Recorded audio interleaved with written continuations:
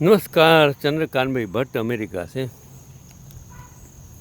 हम जब शिक्षा की बात करते हैं तो हमारे पास उस ज़माने में भी विज्ञान शिक्षा कितना विकसित था। तो मैंने एक आर्टिकल्स पढ़ा, मैंने सोचा कि ये आर्टिकल्स आप तक पहुंचाऊं कि भारत भी उस ज़माने में कितना आगे बढ़ा हुआ था। भारत मतलब हिंदुस्तान, हिंदुस्तान मतलब उसमें अफ़गानिस्तान, पाकिस्तान, सब कुछ। तो ये प्राचीन सनातनी भारत में शिक्षा और ज्ञान का एक विशाल इतिहास हमारे पास भरा पड़ा है, जो हमें पता नहीं है कि हमारे प्राचीन भारत के 25 प्राचीन विश्वविद्यालय थे और दुनिया भर से हजारों प्रोफेसर और लाखों छात्र यहाँ रहते थे और कई विज्ञानों और विषयों का अध्ययन और अध्यापन करते थे। यहाँ पर कुछ मैं जो बता रहा हूँ उसमें जो प्रमुख प्राचीन विश्वविद्यालयों की जानकारी जो मैंने पढ़ी वो मैं आप तक पहुँचाने की कोशिश करता हूँ। जिसमें पहला है वो नालंदा विश्वविद्यालय, यानी कि नालंदा यूनिवर्सिटी।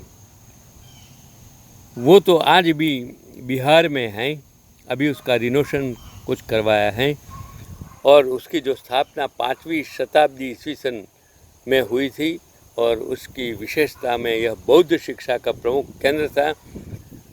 समझिए, बिहार गया बुद्ध, ये बिहार बुद्ध से जुड़ा हुआ है और बुद्ध एक क्रांतिकारी व्यक्ति था जिसकी वजह से बौद्ध धर्म पूरे भारत के बाहर गया, लेकिन भारत में से अदृश्य हो गया और वही बौद्ध धर्म की वजह से ही हिंदू धर्म भारत में ख़त्म हो गया, ऐसा मैंने पढ़ा था। और इसके लिए शंकराचार्य ने हिंदू धर्म को जागरूक करने के लिए प्रयत्न किया था, वो अलग बात है। तो बौद्ध शिक्षा का प्रमुख केंद्र था और इससे विभिन्न विज्ञान, दर्शन और धर्म का अध्ययन किया जाता था। यहाँ पर 10,000 छात्र और 2,000 शिक्षक थे। ये मैं बात की नालंदा बिहार विश्वविद्यालय की बात की और ज़्यादातर वो बौद्ध धर्म से जुड़ा हुआ है। दूसरा आता है तक्षशिला विश्वविद्यालय, यानी कि तक्षशिला यूनिवर्सिटी। वो पाकिस्तान, आज का पाकिस्तान, उस वक्त का हिंदुस्तान, आज का पाकिस्तान, वो 6वीं शताब्दी ईसा पूर्व और उसकी विशेषता यह थी कि भारत का सबसे प्राचीन विश्वविद्यालय माना जाता है। यहाँ पर चिकित्सा, कानून, कला, सैन्य विज्ञान आदि की शिक्षा दी जाती थी। तीसरा विक्रमशिला विश्वविद्यालय, यानी कि विक्रमशिला यूनिवर्सिटी, वो भी भारत में बिहार में 8वीं शताब्दी ईस्वी सन। विशेषता उसमें क्या है कि यहाँ भी बौद्ध शिक्षा का प्रमुख केंद्र था।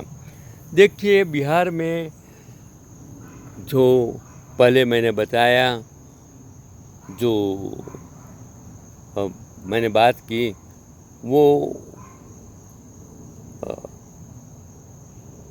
मुख्य केंद्र मतलब बौद्ध शिक्षा के लिए बना वो नालंदा था और दूसरा मैंने जो बताया वो विक्रमशिला, वो भी बौद्ध शिक्षा का प्रमुख केंद्र था।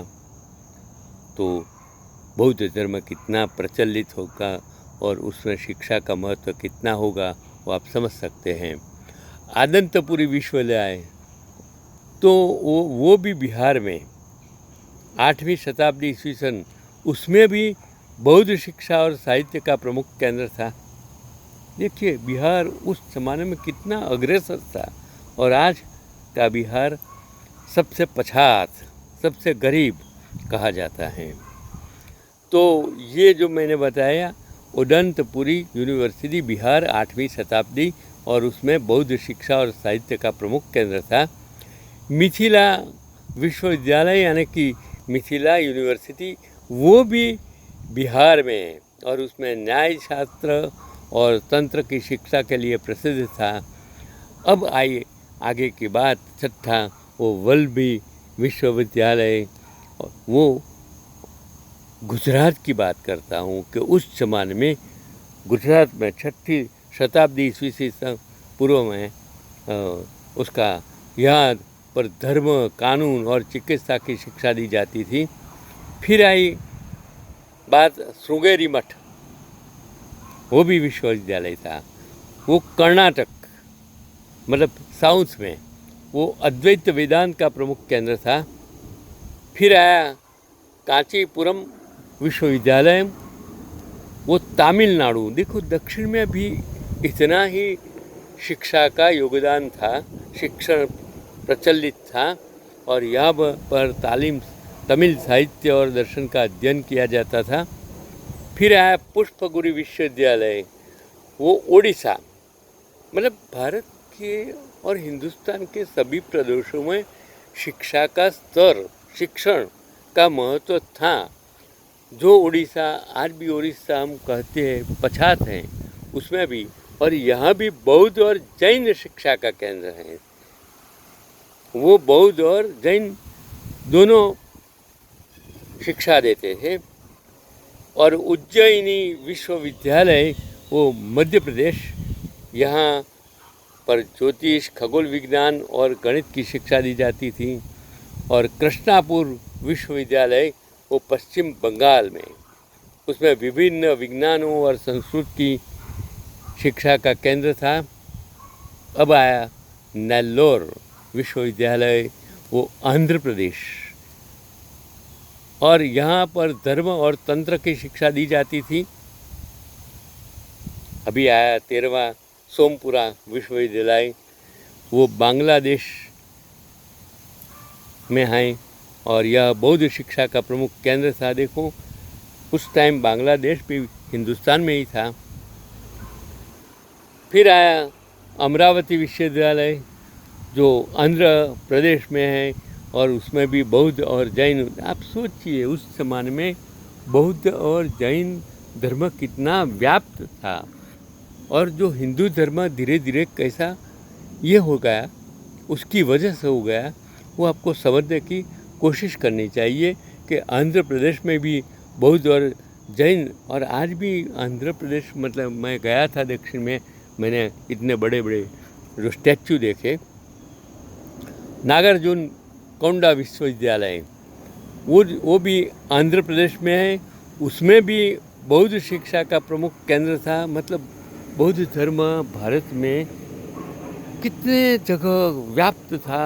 अफ़गानिस्तान, चीन, जापान, इंडोनेशिया, समझो तिब्बत, ये पूरा बौद्ध धर्म कितना व्याप्त हो गया था, आप समझ सकते हैं। रत्नागिरी विश्वविद्यालय उड़ीसा, उसमें भी बौद्ध धर्म और तंत्र का केंद्र था। मालकापुरम विश्वविद्यालय, वो भी आंध्र प्रदेश में, और उसमें भी विभिन्न धर्मों और विज्ञानों की शिक्षा दी जाती थी। त्रिशूर विश्वविद्यालय वो केरल, जो आज भारत का सबसे बड़ा 100% एजुकेशन वाला जो है वो केरला है। उसमें कला, साहित्य और ज्योतिष की शिक्षा दी जाती थी। और विजयपुरा विश्वविद्यालय जो कर्नाटक, उसमें धर्म, तंत्र और ज्योतिष की शिक्षा देती थी। वो कायदायर विश्वविद्यालय वो तमिलनाडु में है, उसमें तमिल साहित्य और कला का अध्ययन किया जाता था। अब आया मयंकट विश्वविद्यालय, जो कर्नाटक में है, धर्म और तंत्र का प्रमुख केंद्र। उड़ीसी मठ, जो कर्नाटक, उसमें विशेषतः अद्वैत वेदांत और धर्म की शिक्षा दी जाती थी। कन्नूर विश्वविद्यालय, कन्नूर केरल में, वो विशेषतः साहित्य, कला और ज्योतिष का शिक्षण देते थे। अन्नूरधपुर विश्वविद्यालय, वो श्रीलंका, विशेषतः बौद्ध धर्म और तंत्र का, श्रीलंका उस टाइम वो हिंदुस्तान में था। और कंथालूर शाला स्थान वो तमिलनाडु में, और विभिन्न विज्ञानों और तंत्र का प्रमुख केंद्र था। और प्राचीन विश्वविद्यालय शिक्षा के उच्चतम मानकों के प्रतीक थे। और यहाँ पर दुनिया भर से छात्र और शिक्षक ज्ञान प्राप्त करने और साझा करने के लिए आते थे और इन संस्थानों में विभिन्न विज्ञान, धर्म, कला और तंत्र की शिक्षा दी जाती थी, जो भारत की समृद्धि, सांस्कृतिक और बौद्धिक धरोहर का हिस्सा हैं। तो ये उस जमाने में ये हिंदुस्तान में शिक्षा कितनी व्याप्त थी और ज़्यादातर बौद्ध, जैन, विज्ञान, तंत्र, कितनी कितनी सारी चीज़ें उसमें पढ़ाई जाती थी। उससे आप समझ सकते थे कि उस ज़माने में भी शिक्षा का स्तर कितना महान था, जो आज नहीं है। इससे शिक्षा सबसे बड़ी सरस्वती है, ज्ञान है, स्किल है। आज वही शिक्षा से आज मैं आपके साथ बात कर रहा हूँ, आपको वीडियो बनाकर भेज सकता हूँ। यूट्यूब पर मेरा वीडियो मिल सकता है, बालार्क के नाम से आता है। ये कमाने का कोई जरिया नहीं है, मुझे कमाने में कोई इंटरेस्ट नहीं है। ये वीडियो मैं आप लोगों के लिए, समझने के लिए, ज्ञान के लिए बनाता हूँ। अगर आपको अच्छा लगता है, आपके दोस्तों तक पहुँचाने की कोशिश करेंगे तो मैं भी समझूंगा कि मैंने जो भी ज्ञान आपके साथ बांटा है, आपको शायद उनसे कोई फ़ायदा हो, समझ सके, ज्ञान आपको प्राप्त हो सके। क्योंकि मैं एक शिक्षक हूँ, मेरी ज़िंदगी पूरी शिक्षा में मैंने बिताई, इसलिए मैंने समझा कि ज्ञान ही सब कुछ है। ज्ञान के बिना दुनिया में कोई ईश्वर हो ही नहीं सकता। चंद्रकांत बी भट्ट, अमेरिका से मिलते हैं। नमस्कार, चंद्रकांत बी भट्ट। चलो भाई, अब हम घर की ओर जा रहे हैं, मिलते हैं फिर।